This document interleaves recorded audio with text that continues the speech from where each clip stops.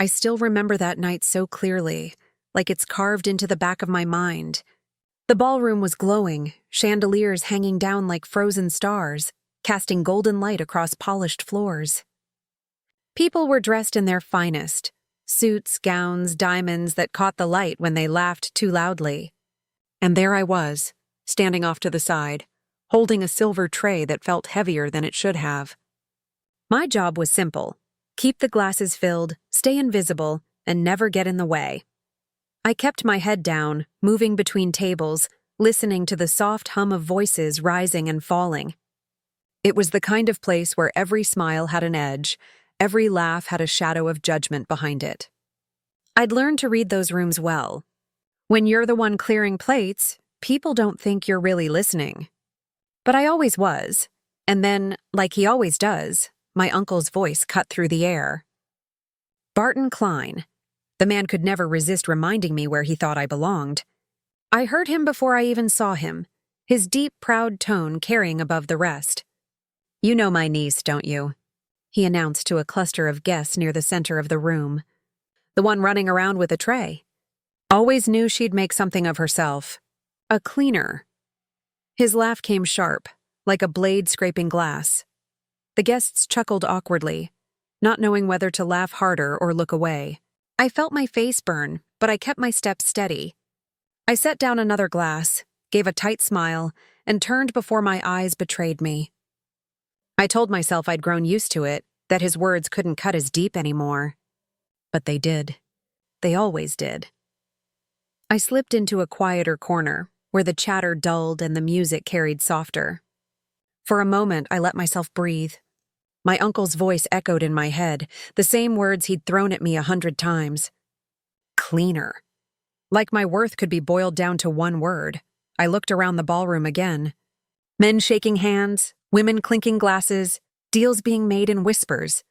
And me, circling the edges like I was part of the furniture. To everyone else, I was invisible. But deep down, I knew I wasn't meant to stay in the shadows forever. I gripped the tray tighter, my reflection staring back at me from the polished silver. I didn't see a servant. I saw someone holding herself together, waiting for the right moment. My uncle thought he was writing my story for me with every joke, every insult. But that night, standing in the glow of those chandeliers, I decided something. I wasn't just going to survive his ridicule. One day, I'd stand in the same spotlight he used to humiliate me. And when I did, he'd finally see the truth. That I was never just a cleaner. I was more. So much more. I didn't start out dreaming of being a cleaner. Nobody really does. Life just pushed me there. After my mom passed and my dad's business folded, bills stacked higher than hope. I needed money fast, and scrubbing floors and clearing tables was the only job that opened its door without asking too many questions. It wasn't glamorous, but it was honest. And at the end of the day, I could at least say I earned every dollar with my own 2 hands. My Uncle Barton never saw it that way. To him, my job was proof that I had failed. Every family dinner turned into his stage. He'd grin, lean back in his chair, and toss out little comments that hit harder than he realized. Or maybe harder than he cared to admit. "So, Marin, how's the mop treating you? Learned any new tricks with a rag lately?" Everyone would laugh. I'd smile like it didn't hurt. But inside I was shrinking, folding myself into the smallest version of me just to get through it. It wasn't just once or twice. It was constant. Birthdays, holidays, even random Sundays when the family gathered. He always found a way to remind everyone that I wasn't where I was supposed to be. I could feel the pity in the glances from my cousins, the way they avoided eye contact whenever he dragged me into his jokes. It was like I carried shame on my back, even though I knew I was doing what I had to do to survive. But here's the part he never knew. While he was laughing, I was working. I'd finish my shift late at night, feet aching, fingers raw from chemicals, and then head straight to night classes at the community college. I studied business basics, marketing, anything that could open a door wider than the one I was stuck behind. I'd sit at my little kitchen table after midnight with a secondhand laptop, taking notes by the glow of a cheap lamp. It was exhausting, but it was mine. I had a friend at work, Linda, who always reminded me I wasn't just wasting my time. She'd see me scribbling in my notebook during breaks and say, "One day, you're gonna own a place like this, Marin. I can feel it." I'd laugh it off, but deep down, her words kept me going. They were a quiet lifeline when my uncle's voice echoed too loud in my head. The truth is, every insult Barton threw at me became fuel. Every time he said cleaner with that smirk, I heard something else. Prove me wrong. And I was determined to do exactly that. I didn't know when or how, but I believed there had to be a way out. A way to turn all the small steps I was taking into something bigger. So while the world saw me pushing a cart of supplies, I was quietly building something no one could see yet. A future, a plan, a chance to stand tall. And I promised myself I wouldn't be stuck in that box forever. It happened on a night I'll never forget. My family held one of those big galas they loved so much. Polished floors, champagne flowing like water, and Barton, my uncle, strutting around like he owned the world. Everyone was there. Relatives I barely saw, old family friends, even business people who only came to rub shoulders with him. I was working, of course. Tray in hand, hair tied back, doing the same job he loved to mock. At first, I tried to disappear into the background. I kept my movements careful, my eyes lowered, pretending I was invisible. But Barton couldn't resist. He never could. I heard my name roll off his tongue, louder than the music, sharp enough to slice through the chatter. "Ladies and gentlemen," he said with that booming voice of his. "You see my niece there?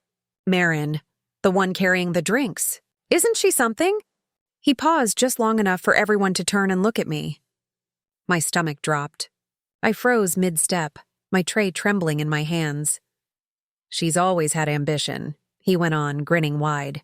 "Ambition to scrub floors better than anyone else in the city. She's a real professional cleaner now. Makes the family proud." The table erupted with laughter. Not all of it was genuine. Some people looked uncomfortable, but enough of them laughed to make my skin burn. I tried to steady my hands, but one glass tipped and clinked against another, almost spilling. My heart hammered so loudly I swore they could hear it. I forced a smile, the kind of smile that hides pain, and quickly stepped away.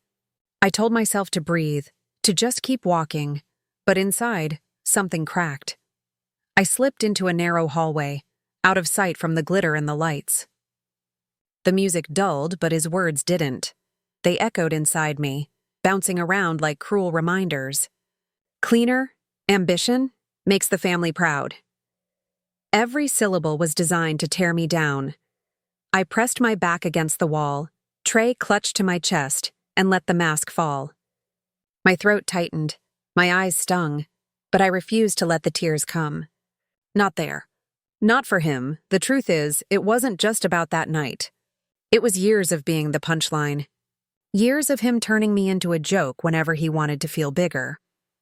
And in that moment, standing in the shadows of that fancy ballroom, I realized something I hadn't allowed myself to feel before. This wasn't just hurt anymore. It was betrayal. From someone who should have lifted me up, not torn me down. I remember whispering to myself, almost like a vow. One day this will change. My hands were shaking, but my voice was steady. That night, in the middle of my uncle's laughter, I made a promise I intended to keep. I would not let him define me, and I would never, ever forget how it felt to be humiliated in front of the world. After that night, I stopped wasting time feeling sorry for myself. I still carried trays, still scrubbed floors, but I started carrying something else too, a plan. Every shift became fuel. Every insult Barton had thrown at me became another reason to push harder. While everyone else was laughing at me, I was quietly working toward something they couldn't see.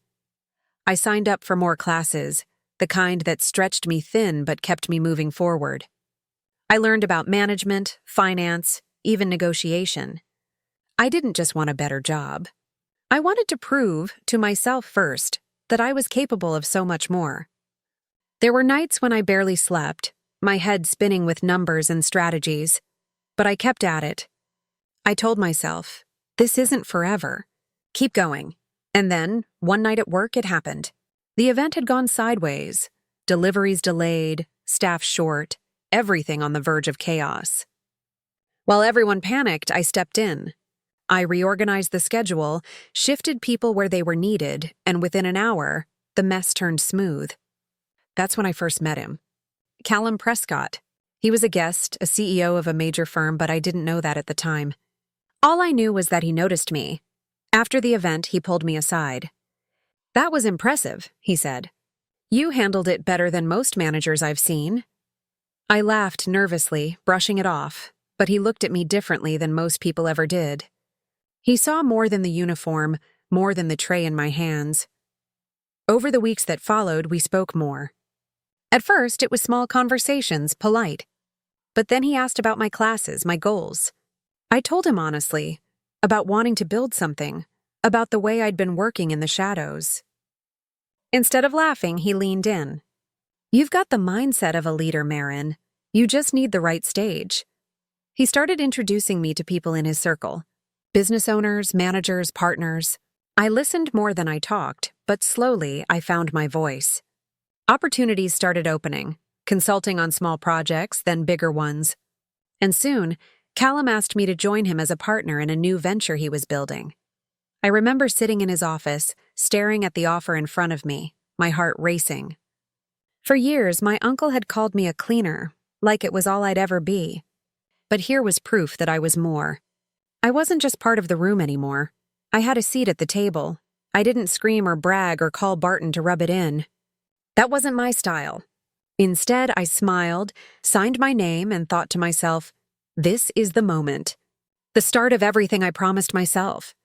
Revenge didn't come from shouting back at him. It came from rising so high that his words could never reach me again. The night of the gala came again, the same one where Barton had humiliated me before.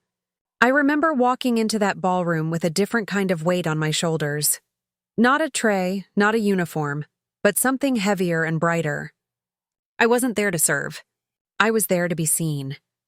Everything looked the same. The chandeliers, the polished floors, the glitter of jewelry and empty laughter. But I wasn't the same girl anymore. My dress wasn't expensive, but it was elegant, chosen carefully to make me feel confident. My heart pounded, but it wasn't fear this time. It was anticipation. Barton was in his element, holding court in the middle of the room, glass of champagne in hand, talking louder than anyone else, so all eyes stayed on him.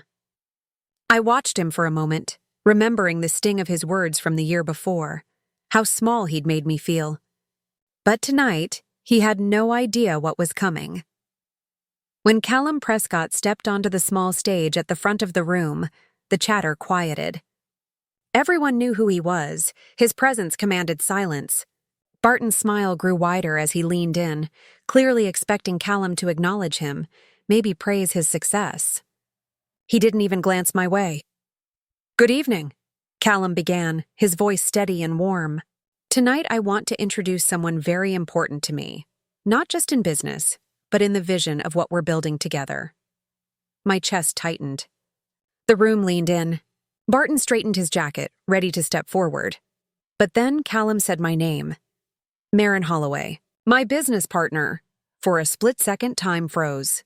I heard the words, but it was the reaction around me that carved them into my heart. Heads turned, whispers rippled, and then the applause started, hesitant at first, then growing into something strong, something undeniable. I stepped forward, my heels clicking against the floor. My legs shook, but I kept my head high.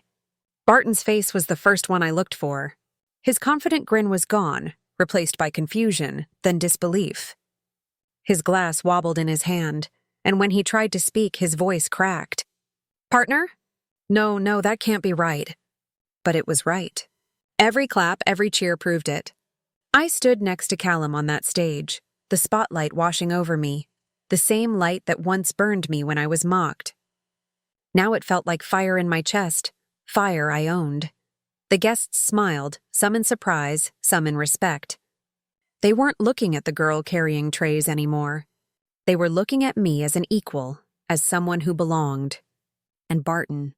He was left with nothing but the sound of his own silence. In that moment, I didn't need to say a single word to him. My presence, my success, my place on that stage said everything louder than he ever could. And for the first time, I wasn't invisible. I was undeniable. When the applause finally died down, I stepped off that stage with a calmness I'd never felt before. People reached out to shake my hand, some offered congratulations, others whispered about how they'd never even known I was capable of something like this. For once, the whispers weren't mocking. They carried respect. They carried weight. I smiled, thanked them, but inside I was somewhere else. My eyes kept drifting back to Barton. He stood frozen, jaw tight, gripping his glass like it was the only thing keeping him steady. For years, he had spoken with so much certainty about who I was, what I'd never become. And now, the silence around him was louder than any of his insults had ever been. When our eyes finally met, I didn't need to say a word. I let the corner of my lips curve into a quiet smile. Not cruel, not triumphant, just knowing. A smile that said, "You don't define me anymore." "I do." He looked away first. That was all the answer I needed. The rest of the evening felt like moving through a dream. People who had once overlooked me now leaned in to ask my opinion, to hear my story, to treat me as if I had always belonged in that room. It was strange, almost surreal, but I kept my composure. I didn't need to prove anything anymore. The proof was already standing in front of them. Later, when the night ended and the lights dimmed, I walked out of that ballroom into the cool air. I took a deep breath, feeling the weight of everything I had carried for so long finally lift. I thought about all the nights I'd scrubbed floors until my hands cracked, all the times I'd bitten my tongue while Barton laughed at my expense, all the moments I'd felt invisible. And now, here I was, stepping into a future that I had carved out for myself.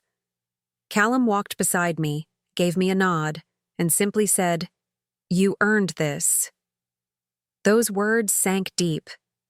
Because I had, nothing about my journey had been handed to me. I built it brick by brick, hour by hour, mistake by mistake, and that made it mean even more. As I headed home, heels clicking against the sidewalk, I realized something important. The real victory wasn't just Barton's silence or the applause from strangers. It was the way I finally saw myself. Not small, not hidden, not just anything. I saw strength. I saw worth. When I opened my front door that night, I dropped my bag, kicked off my shoes, and stood in the quiet of my little apartment. For the first time in a long time, I didn't feel trapped in it. I felt free. I smiled to myself, whispered, "You did it," and let the peace of that moment sink in. The truth is, I didn't need Barton's approval. I never had. What I needed was to believe in myself. And now finally, I did. If you felt something in my story tonight, don't forget to like, share, and subscribe so we can keep walking through more moments of revenge, drama, and life lessons together. And I'd love to hear your own experiences. Share your story in the comments, because this space is ours to connect and grow.